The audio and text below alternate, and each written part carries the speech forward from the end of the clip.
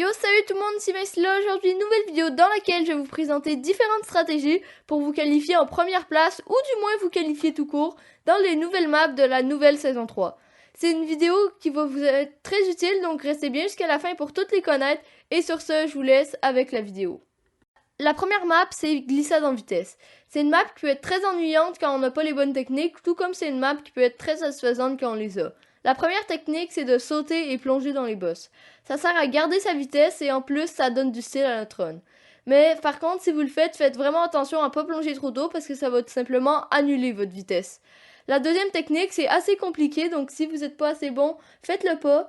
Mais c'est tout simplement vers la fin de prendre les rebords et de permettre de sauter et de glisser en glissade. Le mieux, c'est de le faire au début, mais si vous n'êtes pas capable, il y a plein d'autres places qu'on peut le faire, genre là. Et ça permet de se qualifier en première place, ou du moins se qualifier tout court. Une autre technique, c'est d'au lieu de sauter en diagonale comme on est supposé le faire dans la partie du milieu, c'est de sauter en ligne droite. Ça permet de sauver seulement une milliseconde, donc par contre c'est vraiment facile à faire, donc je vous conseille vraiment de le faire. La deuxième map, c'est toboggan au cerceau. C'est une map qui est très trompeuse parce qu'il y a un chemin au-dessus qui a l'air plus rapide parce qu'il est plus difficile à utiliser, mais en fait c'est totalement l'inverse. D'accord, il donne plus de cerceaux, mais il est beaucoup plus long à utiliser, genre 2 fois plus long. Puis puis il donne pas 2 fois plus de cerceaux, donc le chemin d'en bas est beaucoup plus rapide. Puis même chose quand on est rendu un peu plus loin, le chemin jaune est encore une fois plus rapide que les autres chemins verts parce qu'ils donnent toutes les 3 8 points. Un autre truc qui est très trompeur, c'est que rendu vers le milieu de la map, il y a une immense glissade avec des trucs qui sont là pour te frapper. Mais il y a aussi 2 cerceaux dans cette glissade. Cette glissade, si on fait la map correctement, on est supposé aller dessus seulement 3 fois. Mais on doit prendre des cerceaux seulement une fois. Parce que si on les prend les 3 fois, déjà c'est plus long que de passer à côté. Puis après ça, on va finir avec 37 points au lieu de 35. Donc ça va juste nous faire perdre du temps. La troisième map, c'est Balle de l'Atlantide.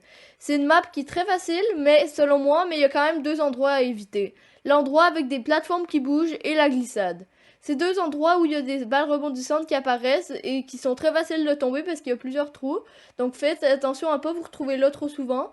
Mais selon moi, la meilleure technique, c'est de se mettre en dessous de la planche comme vous voyez ici. S'il y a déjà quelqu'un, essayez pas parce que il va juste essayer de vous pousser puis bref, ça va être vraiment dur et vous allez être à grand risque. Mais s'il y a personne, allez-y puis il y a aucune façon de mourir. La dernière map de course, c'est le Sentier des Énigmes. C'est une map qui a pas vraiment de technique spécifique à part suivre la ligne, ce que beaucoup de monde savent. Mais si vous vous trompez, vous pouvez toujours sauter dans le vide parce que vous allez réapparaître à celle que vous aviez été juste avant.